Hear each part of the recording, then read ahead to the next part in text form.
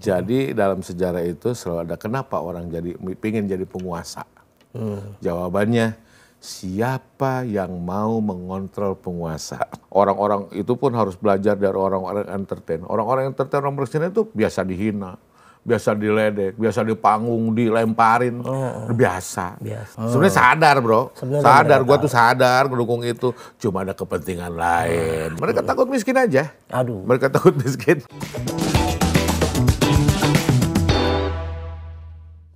Halo guys, jumpa lagi di Open Your Mind.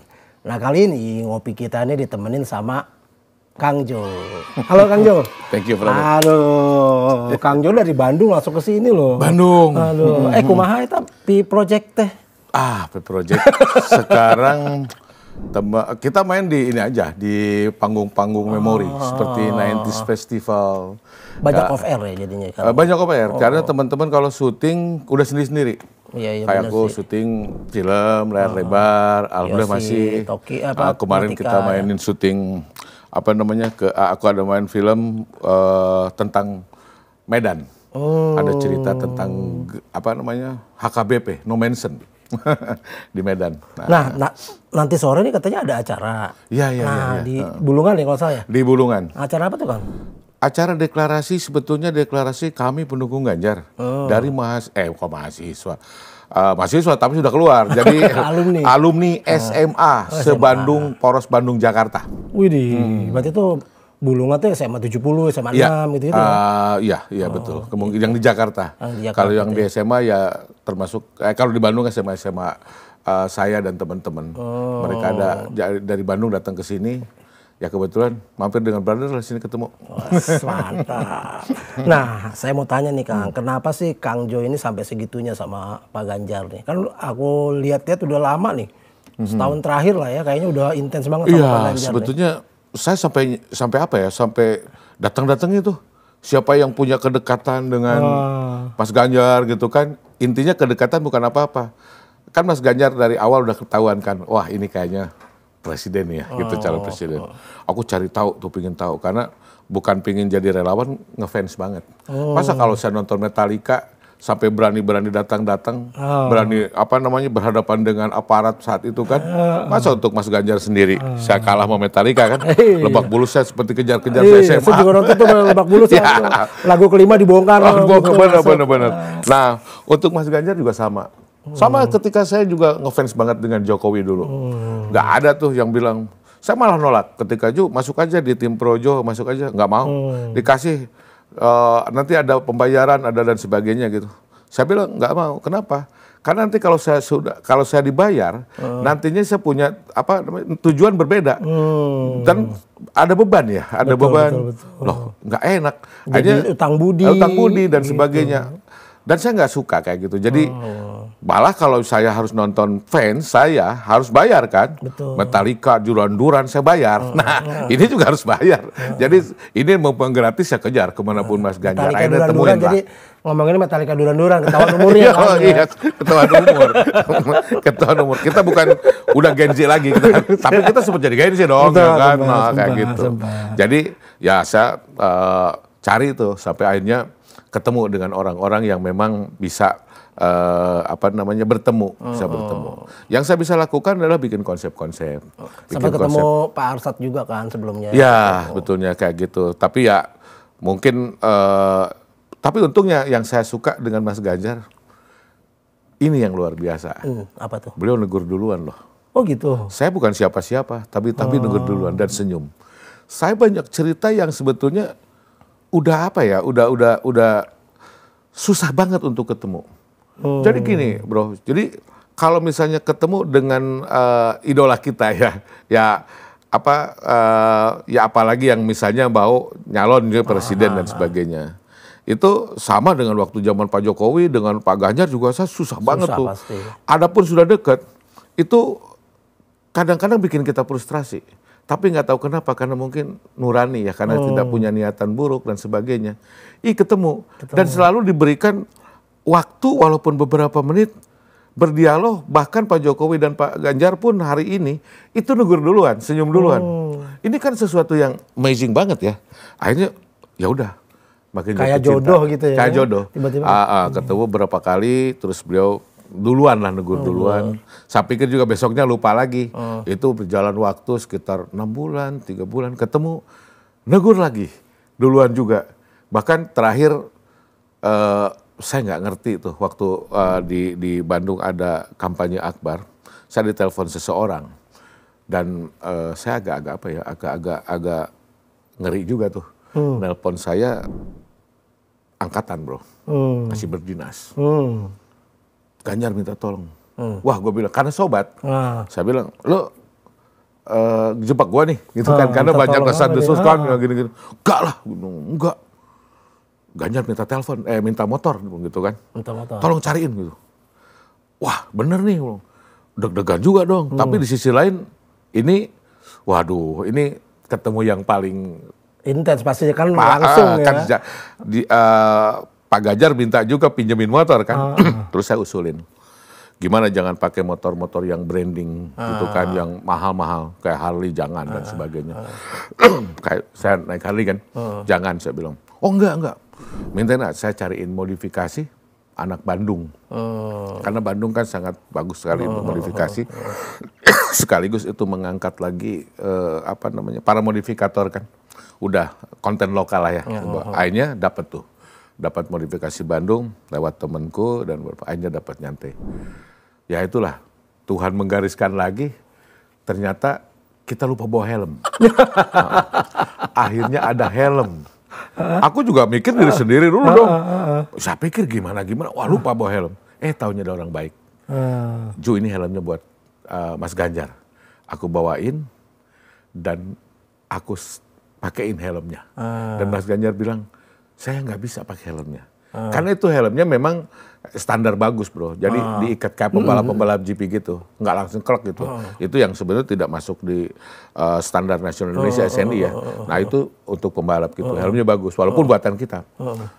Pasangin. Dan itulah ternyata momen yang orang foto. Pas pasangin helm gitu ya. Sampai bini saya tuh cemburu. Akhirnya saya juga suka kan dengan jaket-jaket bomber sebelum Kang Ganjar atau aku panggilnya Kang Ganjar kan. Sebelum Kang Ganjar pakai, saya punya. Akhirnya dibawalah ketemu istriku jadi pakai pakai jaket bomber itu. Terus ada satu kemarin ketemu dengan teman-teman, ada acara 15th anniversary wedding party gitu teman. Jadi papahnya teman, anak orang Papua. Terus ketika istriku pakai, dia bilang, oh jaketnya bagus nih. Jaket Mas Ganjar ya kok sama gini-gini tapi beda warna. Ya kalau Kang Jo jangan naruh helm katanya ke Ganjar. Kata bini gue gitu. Kalau gue yang dipakein sama Ganjar. Gitu. Jadi kita sama mas satu keluarga ngefans. Terus, ya. Tapi brother lucunya setelah itu saya malah sebelum itu saya ditemuin oleh seseorang teman saya Jakarta, teman kuliah.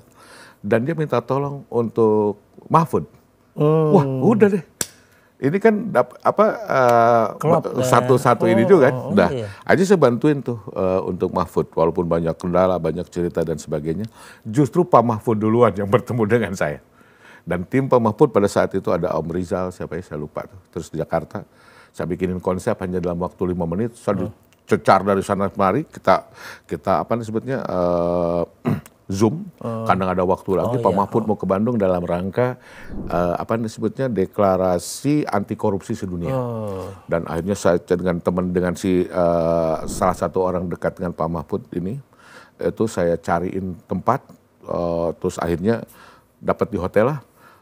Dalam waktu semalam saya bikin konsep itu. Ketemulah Rizal, orangnya Pak Mahfud. Si Bang Rizal cerita harus begini. Saya terbiasa dengan kayak gitu. Hanya dalam waktu 10 menit, 15 menit saya bikin konsep berbeda. Bikinin konsep declaration Pak Mahfud. Jadi seperti Che Guevara di tengah panggung, orang-orang keliling semua. Dan yang lucunya, gak tahu kenapa, ya yang Maha Kuasa luar biasa sama saya. Tiba-tiba penonton itu gak tahu datang dari mana, datang ke hotel bro. Penuh semangat semuanya. Dan saya ingat teman-teman yang satu visi dengan saya, ada si Anyun stand up comedy, saya suruh stand up comedy dulu sebelum Pak Mahfud untuk declaration. Terus saya masuk panggung, saya ceritain dan ada panggungnya kecil, ada yang ngiring band di depan, tapi ada panggung di tengah-tengahnya kecil. Jadi kayak Che Guevara kalau nggak kayak siapa, Carlos Menem, presiden Argentina dulu, kalau berpidato kayak gitu kan. Di tengah, ya. Di luar dugaan, Bang Rizal tuh tim Pak Mahfud, wah suka.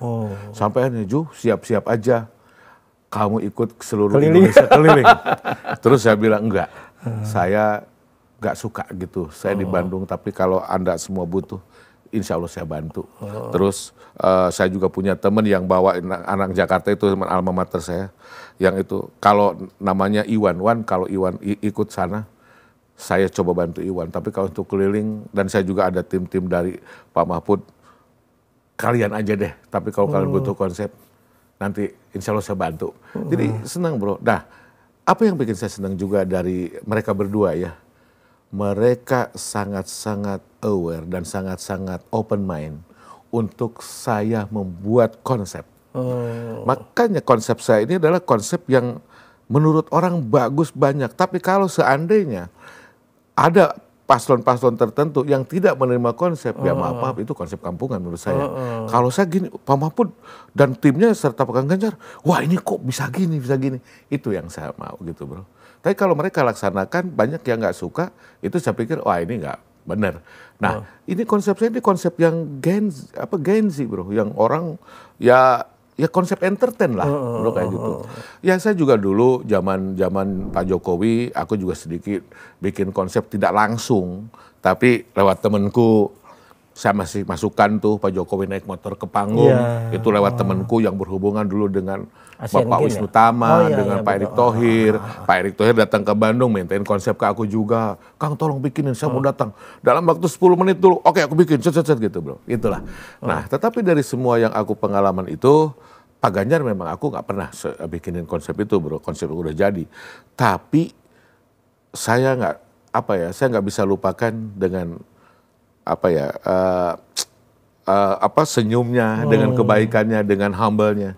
Dan dia mau menerima, mendengarkan saya ngomong walaupun hanya beberapa menit. Itulah. Karena kan kita pengen pemimpin tuh yang mau mendengarkan yang pertama. Memberikan ruang kreativitas, bukan cuma dari atas ke bawah gitu ya. Kan kalau kita tahu kan sama-sama Pak Ganjar ini ingin gitu bahwa kebijakan nanti bottom up kan dari bawah ke atas. Makanya salah satu yang menarik buat saya juga itu sih. Gimana saya kalau ketemu di jalan dalam kondisi gitu, saya nggak bilang mas, nggak bilang bapak. Saya bilang bro. Iya, jadi senyum aja gitu kan. Apa kabar bro gitu. Secara usia juga di bawah saya 1 tahun. Saya gituin aja kan. Bukan berarti saya nggak hormat ya brother ya. Karena saya juga satu nggak punya kepentingan, saya nggak punya pengen jadi apa-apa. Dan dia welcome juga. Welcome juga. Gitu. Terus ketika diajak motoran, terus di samping saya yang dampingi dengan Kang Budi Dalton, terus Kang Budi sebelah kiri, sebelah kanan. Tapi karena hujan besar, saya tertinggal dan masa banyak banget bro. Masa banyak banget. Akhirnya saya nggak nyampe ke Tegalega. Memang saya juga harus ada kerjaan pergi Tegalega ke banjir. Banjir dan saya harus pergi ke Jakarta bro. Ke Surabaya, jalan ke Surabaya. Taunya hari itu Kang Ganjar juga ke Jawa juga, ke daerah Surabaya juga. Dikira orang gak ada capeknya, gue aja capek gitu kan. Kayak gitu, gila tuh ke Jakarta. Beliau juga Jakarta. Saya bercanda gini, kok gue kayak Jokowi ya? Pak Ganjar pergi kok diikuti ya? Gue pergi kok diikutin Kang Ganjar. Padahal saya sama. Gue bilangnya Kang Ganjar kalau di sana. Saya nobatkan Kang Ganjar tuh di Bandung. Saya bilang Kang Ganjar harus jadi panggilannya Akang ke teman-temannya, ke timnya ya. Saya punya tim, AS punya konsep yang sebetulnya bagus pada saat itu jauh sebelum Pilpres bro. Itu dalam pencitraan atau misalnya nge-build-nya beliau, itu saya punya konsep yang bagus, yang deketin dengan UMKM, simple banget. Nah itulah yang saya kecewa nggak sampai saat ini bro. Padahal itu nggak ada uangnya, asal mau denger aja timnya tuh dulu. Itu keren banget. Jadi nanti saya cerita di kebagian lain lah seperti apa konsepnya bro. Nah yang kedua adalah dengan Pak Mahfud, itu sama aja orangnya humble juga gitu kan kayak gitu. Kang Ganjar saya ajak motoran, hujan-hujanan. Ditanya sama teman-teman saya kan karena saya tertinggal. Pak Ganjar gimana? Mau jalan nggak? Jalan dia bilang gitu. Sementara gua aja berteduh bro. Pak Ganjar jalan. Sampai aku nggak nyampe ke Tegalega. Karena begitu banyak masa. Aku seneng bro. Pas ketika paslon lain datang ke sana, motoran juga. Gak ada yang ngikutin. Nah, menyikapi kejadian sekarang nih, kemarin lah ya, kan Pak Mahfud kita sama-sama tahu kemarin udah resmi mundur nih Kang. Mundur dari kabinet ya, dari Menko Polhukam. Banyak orang yang nanya, kok kenapa baru sekarang sih? Kenapa nggak dari kemarin-kemarin? Orang-orang yang berpikiran itu. Kalau menurut Akang, kenapa baru sekarang? Kalau Pak Mahfud bilang kan kemarin juga ya, ditanya di mana, di Rosi, di mana, bilang bahwa ya kalau saya sekarang dan dulu juga sama aja kok, pertanyaan itu aja sama gitu. Iya. Kalau saya sekarang kan gini bro, kalau menurut saya, satu udah mendekati ke Pilpres sebenarnya. Mungkin tidak sempat pemerintah atau tim sebelah untuk mengganti dengan orang yang seperti apa. Kenapa harus ada Pak Mahfud di situ? Jangan sampai digantikan orang yang nggak benar juga, bro. Benar. Itu dong. Nah, ini juga mungkin. Saya sih bukan politisi ya, bro. Tapi dari kacamata aja dari kalau saya sih saya nggak suka terus terang dengan politik, bro. Saya juga sekarang bisa kenapa? Karena saya cerita dulu ya. Karena kalau politik itu harus punya ketegaannya pada orang lain, dan saya tidak pernah mau menyakiti orang, dan begitu juga saya tidak pernah mau disakiti. Oleh sebab itu kalau politik harus bisa seperti itu kan. Makanya kalau orang bilang, Ju kenapa lu nggak nyalek? Nggak, seumur hidup pun gue nggak pernah nyalek, nggak mau gitu kan. Bukan apa-apa. Karena kita harus dengan teman, dengan beradur dan enak misalnya. Iya, tapi kita karena ternyata beda pilihan. Jadi, dan aku bukan orang yang ketemu di jalan, lagi bro gini-gini. Males banget gue. Gue nggak mau dengan kepalsuan itu. Dan katanya kan politik itu kalau kita orang baik tidak menempati, akan ditempati orang jahat. Sayangnya orang baik banyak yang tidak tertarik dengan politik. Nah, itu ya bro ya. Termasuk saya nggak menyatakan diri baik, tapi dari naluri kan dari alam sadar bahwa tahu kan itu ada hal-hal yang nggak kurang bagus ya bro ya, di politik itu yang kita harus kuat tadi. Terus tadi pertanyaan seperti itu bro. Jadi saya pikir juga ya dilema ya bro ya, kalau misalnya di awal-awal mundur, ketakutan juga dong nanti kalau yang ngisi orang-orang yang ya punya kepentingan dan orang-orang yang bukan ini keberpihakan dengan demokrasi dan rakyat banyak, mau apa gitu kan. Menurut saya sih kayak begitu. Betul. Lagi pula kan juga di awal Pak Jokowi juga bilang kan, ya menteri-menteri gak perlu mundur ya pada saat kalau mencalonkan. Sudah dirubah kan. Cukup. Iya, cukup cuti aja. Tapi kepikir nggak kalau itu ada sesuatu di depannya? Nah, itu dia gitu loh. Dibikin buat melihat kondisi yang berkembang ke belakang kan, kita lihat gimana menteri-menteri itu dalam tanda kutip berkampanye gitu ya. Dan kita nggak tahu dia cuti atau enggak gitu kan. Lalu politisasi program-program pemerintah, bansos, BLT segala macam. Yang sampai 496,8 triliun loh bansos. Iya. Ini tiba-tiba dikucurkan dan dipersonalisasi, itu yang mungkin jadi masalah kan. Ya ini juga yang menjadikan Bu Risma juga agak uring-uring kan. Iya, Bu Risma bilang dari tahun 2021 bansos sudah nggak ada berupa barang, semuanya masuk ke rekening gitu kan, langsung ke rekening. Nah, sekarang jadi itu apa namanya nggak ngerti lah, bisa lah ya diganti namanya bentuk apapun. Cuma yang mungkin yang menjadi masalah adalah bahwa personalisasi itu dan indikasi-indikasi keberpihakan itu yang yang membuat kita menjadi gelisah.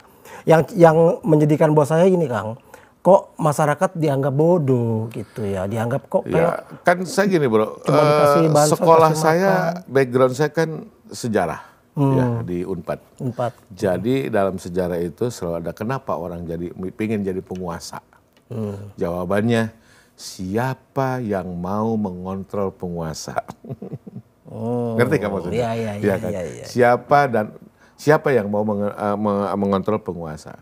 Terus saya juga ketika ditanya, kenapa ya orang-orang kok berubah ya dari penguasa yang kita tadinya yang di mana-mana kan bro ya, kita Duarte juga sama kan kayak gitu, dari awalnya baik dan sebagainya, tiba-tiba kayak gitu.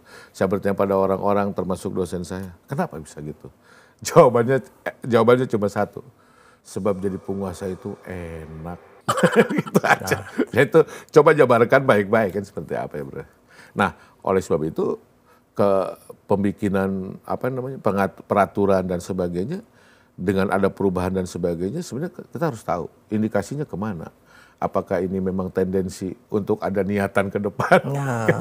Kayak gitu. Apakah ini sudah settingan, set-upan ya? Nah, kita kan, makanya seolah-olah masyarakatnya tidak bisa melihat rekam peristiwa, rekam jejak sebelumnya. Sementara kan sekarang semuanya jauh lebih mudah. Betul. Ada media sosial yang bisa dilihat, bisa googling, bisa segala macam. Dan masyarakat sekarang kalau menurut saya, meskipun kalau berdasarkan surveinya bahwa masyarakat kita ini memang SMP ke bawah nih tingkat pendidikannya kebanyakan ya. Lebih dari 70%. Tapi kalau menurut saya masyarakat sekarang udah jauh lebih cerdas. Iya. Yang kemarin saya lihat banyak konten-konten, terima kasih bansos Pak Jokowi tapi saya tetap pilih Ganjar. Itu jadi ketawa sendiri ya. Karena mereka juga ngerasa sendiri. Sampai aksi di kemarin yang di mana ya, di Gunung Kidul ya, yang bawa spanduk. Ya sebenarnya nggak usah begitu juga ya. Dia saya artinya kok represif sebegitunya.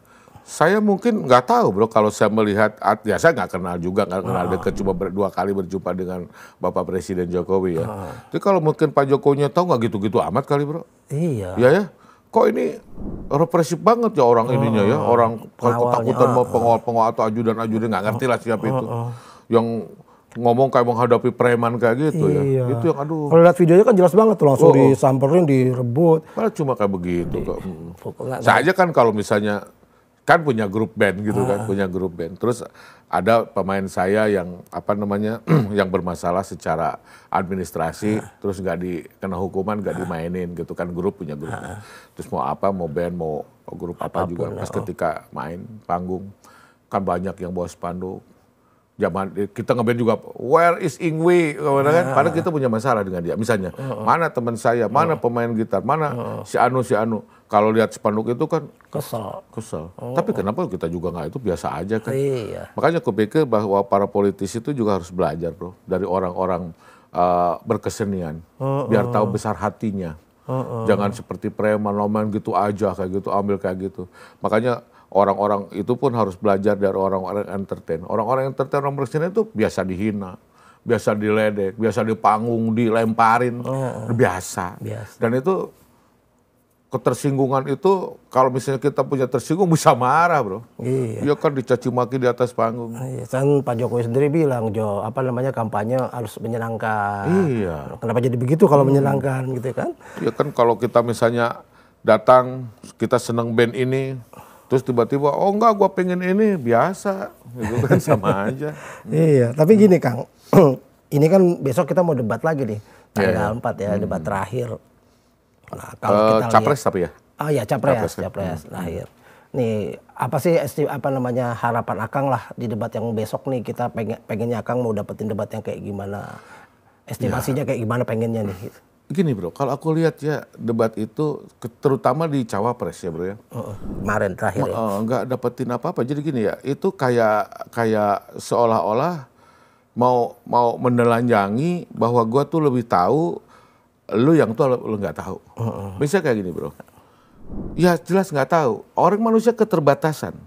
Saya suka otomotif. Saya suka dan tahu berbagai brand misalnya terutama motor. Tapi ketika di tahun 2008 ke sini begitu banyak motor Cina, begitu banyak motor dari industri, saya nggak bisa menghafal juga. Tiba-tiba ada yang ngomong, tahu nggak Bosowa? Kan nggak ngerti juga gitu loh kan. Terus musik, aku misalnya suka musik zaman Led Zeppelin, Deep Purple, Rolling Stone, aku boleh dibilang boleh hatam lah, walaupun main musik cuma sedikit-sedikit aja dan menyukai, denger lagunya, oh tahu ini. Ya tapi kan aku juga dengan musik-musik Korea juga kelemahan dong bro. Tiba-tiba dia ngomong, lu tahu nggak, Jo, lu tahu nggak BTS? Waduh apaan ya gitu kan. Ya sama dong, bukan kayak tebak-tebakan. Kalau bilang cerdas cermat masih mending. Ini tebak-tebakan. Karena nggak ada terminologi yang dijelaskan di sebelumnya. Ya coba kalau kita ngomong, betul. Kalau kita ngomong misalnya ada yang nanya, Marillion, Genesis, gua masih bisa jabanin. Dia tiba-tiba, brother mungkin sebatas Avenged Sevenfold gue tahu ya. Tapi pas kesini ada macem-macem. Gue nggak tahu itu band apa ya gitu kan. Ya sama ya kayak gitu. Terus bilang lah, gue kalah mana kecil. Ya jelas dong dia tahu. Gue juga dulu mungkin sama Faris RM nggak tahu kalau Faris RM itu pernah denger Marillion, band baru misalnya zaman kita Spandau Ballet gitu ya.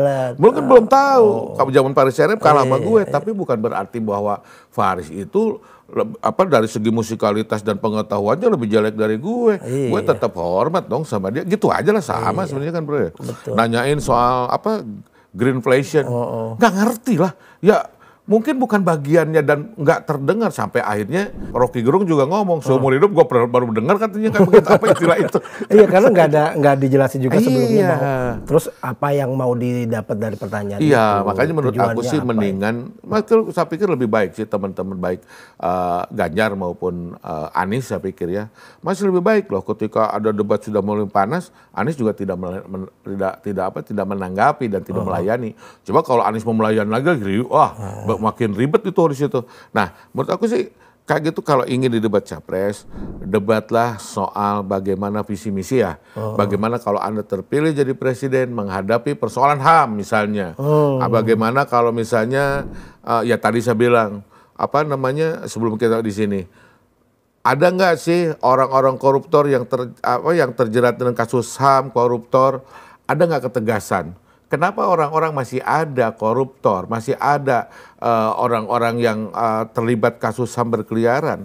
Karena pemerintah dari awal di Indonesia itu nggak pernah tegas. Kenapa menurut saya nggak pernah tegas? Ketika terjadi reformasi, partai-partai yang dianggap partai-partai pada saat itu nggak oke, masih diberikan untuk hidup. Memang ada haknya, tetapi nggak bisa begitu dong. Nah, itu yang terus yang si koruptor itu bebas saja berkeliaran. Semua juga termasuk yang HAM. Nah, coba kalau ada hukum yang jelas, mereka di meja hijaukan, diperadilankan, mungkin kan tidak akan orang jadi jerak ngelihatnya. Sekarang kenapa koruptor orang nggak punya malu, bro? Karena memang sudah menjadi stigma ya ketika orang zaman itu tuh yang jadi orang kalau kita sebut kaya atau orang kaya itu menjadi omongan terus di tiap masyarakat. Oh, orang kaya gini-gini sehingga mendapatkan kehidupan sosial yang lebih bagus ya, bro ya. Penghormatan yang lebih bagus. Mendapatkan privilege yang lebih bagus. Oleh sebab itu yang brother bilang tadi, mereka berbagai cara dan akhirnya ketika korupsi nggak ada malunya. Nggak ada malu-malunya mereka diinterview. Iya. Tuh nggak ada malunya, gila gitu kan. Yang lucu kan gini Bang, kemarin itu Kang ada, saya lupa bupati atau mana ya, yang dicari mau OTT sama KPK, terus ternyata nggak ketemu nih, ternyata dia lagi mimpin relawan kampanye buat 02 gitu kan. Loh, gimana nih ya, terus, dan gitu. Banyak lagi kejadian-kejadian kan, Menteri A, B, C, kena sidak KPK kantornya, besoknya deklarasi dukungan. Harusnya kalau partai atau paslon ya mau mencalonkan dan termasuk partai pendukungnya, kalau ingin mendapatkan suara terbaik dan terbanyak serta mendapatkan terpilih, bebas dong mulai dari relawan, dari tim kemenangan yang tidak terindikasi korupsi, yang harus memang mereka tuh bersih ya bro ya, tidak terindikasi pelanggaran HAM dan sebagainya. Dan kalau yang punya kasus atau track recordnya seperti itu, menurut saya tahu dirilah. Kalau saya seorang penjahat, kalau saya punya kasus sebelumnya, terus membela Kang Ganjar, gak gue malu bro. Malu-maluin Ganjar. Malu-maluin aja gitu kan. Kita punya. Nah sekarang masalahnya itu ya Kang, yang menurut saya nggak ada sih. Jadi banyak orang yang bahkan gitu ya, sudah jelas-jelas punya kasus, sudah jelas-jelas dalam kasus penyelidikan, tapi kok ya seperti yang nggak ada apa-apa gitu kan. Nah, karena mereka mencari selamat. Kalau misalnya pingin menang, kalau menang dia, gue kayaknya selamat aja deh. Kesono aman nih kayaknya. Kayak gitu. Ya mau dibawa kemana kalau seandainya kayak begitu ya, hukum kita ini ya. Nah makanya kan kita perlu nih Kang supremasi hukum. Nah makanya saya punya harapan besar dengan Pak Mahfud nih kan, dengan apa ya track record dia di bidang hukum yang luar biasa, dan saya lihat sampai sekarang memang belum ada red notice-nya, belum ada catatan merahnya nih, ya tentang apapun gitu, mau baik itu korupsi atau apapun. Gitu juga dengan Pak Ganjar. Tapi gue seneng bro, kalau misalnya kondisi sekarang Pak Jokowi seperti ini bro, ya artinya secara etika menurut saya dan banyak orang ngomong melanggar etika. Gua nggak ngerti politik lah ya, yang lainnya, tapi secara nurani kan gak bagus lah. Oke lah kayak gitu. Tapi gue seneng kayak gitu. Senangnya apa coba bro? Apa? Biar ini jadi perhatian buat Ganjar. Doakan saya jadi presiden. Ganjar jangan kayak begitu. Pelajaran. Juga. Nanti kalau pingin Ganjar disukai rakyat banyak, harus belajar dari kasus ini. Benar-benar. Kayak gitu. Dan makanya senang kalau dengan kayak begitu, Jokowi, Pak Presiden mengingatkan kepada presiden sesudahnya dia. Betul, benar. Karena kan kita kalau kita lihat dulu awal kita dukung Pak Jokowi 2014 kan sebenarnya sama kayak kita mendukung Ganjar sekarang nih, karena populis, kan disukai rakyat, egaliter, dekat sama masyarakat dan sederhana. Nah ini yang membuat kita dulu tertarik mendukung Pak Jokowi. Makanya kalau itu terjadi buat Ganjar dan yang kita dukung lagi, gua kayaknya orang yang pertama bro, yang akan ngomong ke Ganjar jangan gitulah gitu kan. Gua nggak mau gitu. Omat. Eta apa ningali juga gitu karunya dan apa yang dipikiran dari mereka gitu kan ya bro ya.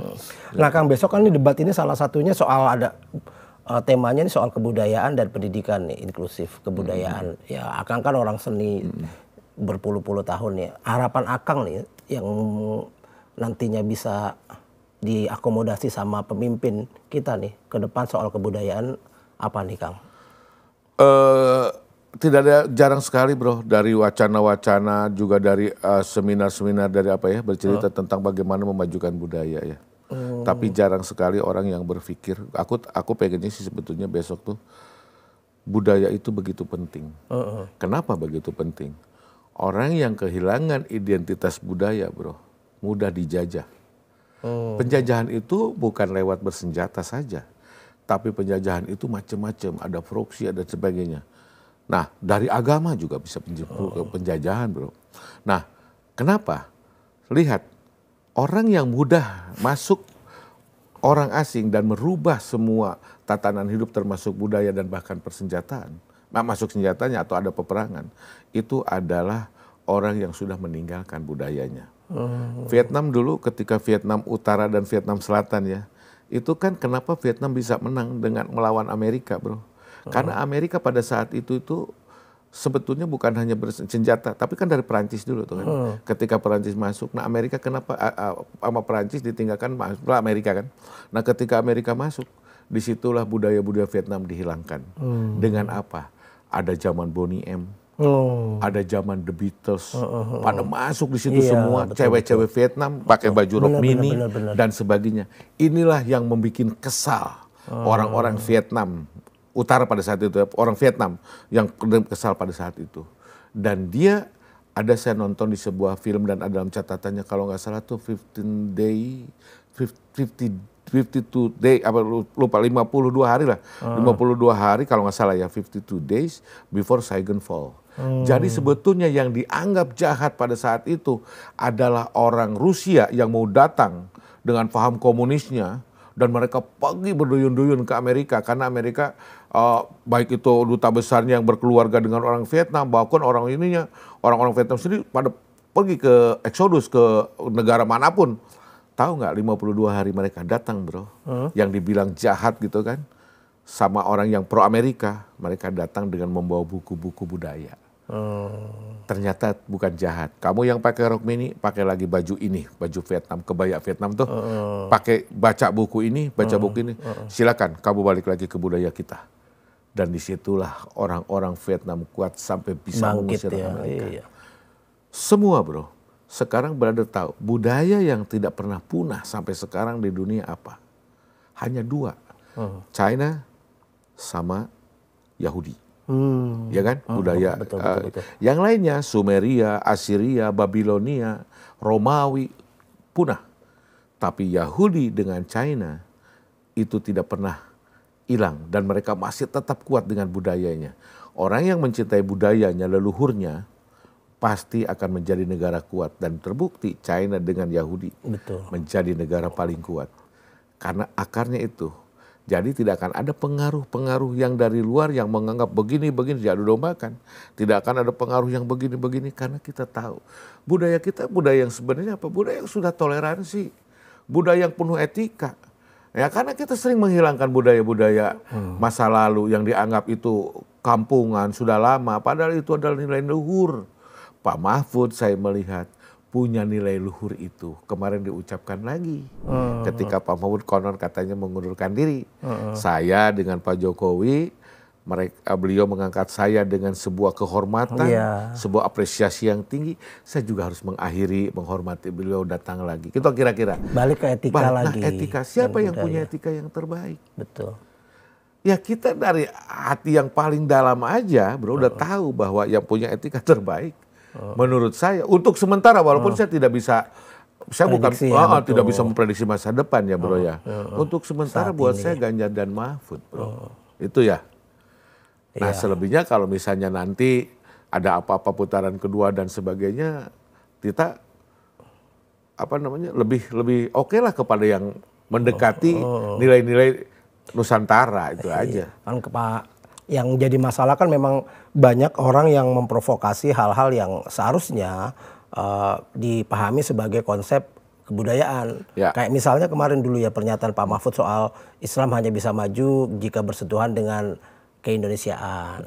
Sebenarnya kan maksudnya adalah bahwa dalam Islam ini harus menyentuh keindonesiaan, kebangsaan. Betul sekali. Digiring ke sektarian, bahwa seolah-olah ingin mengislamkan Islam Indonesia. Begini, merubah-rubah. Nah itu yang bahaya, dan saya rasa ini perlu edukasi buat masyarakat. Tapi kan itu sebenarnya, bro, edukasi ke masyarakat penting. Saya yakin bahwa di masyarakat luas, apalagi di pedesaan-pedesaan gitu, jarang sekali orang yang sangat sedikit orang yang protes pernyataan Pak Mahfud. Betul. Loh, ini aja diramein sama sekelintir orang minoritas yang memang punya kepentingan yang berbeda. Yang memang sudah keki kalau dalam bahasa kita kan.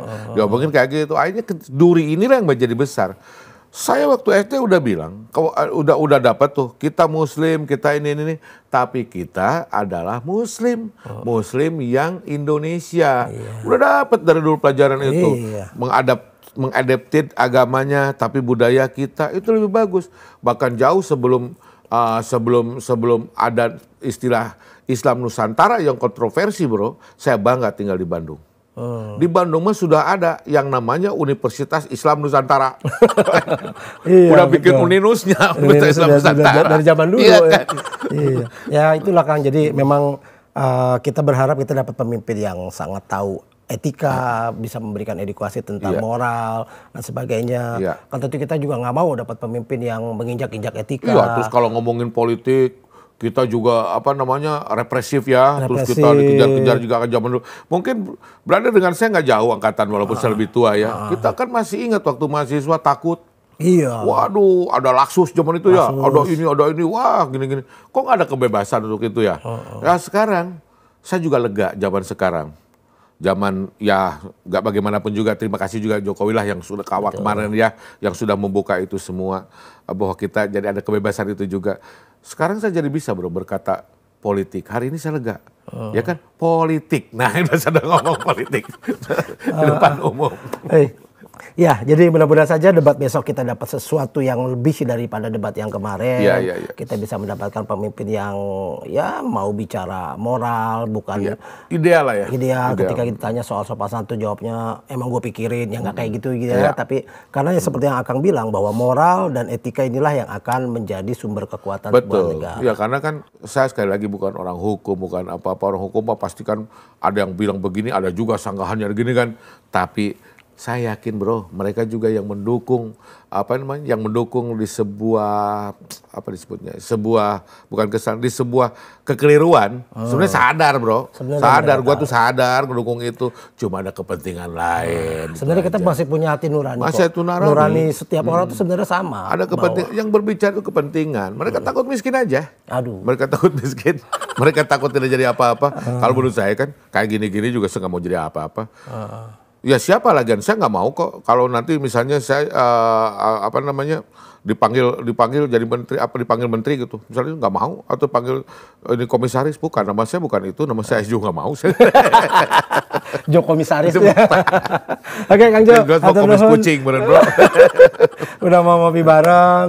Terima kasih. Sukses buat ntar sore acaranya. Sama-sama, brother. Ya, tapi saya juga minta maaf apa yang saya kasih tidak sehebat orang-orang yang bercerita. Saya hanya berdasarkan hati dan kecintaan, dan saya cuma ngefans saja. Iya kan, saukur heureuy.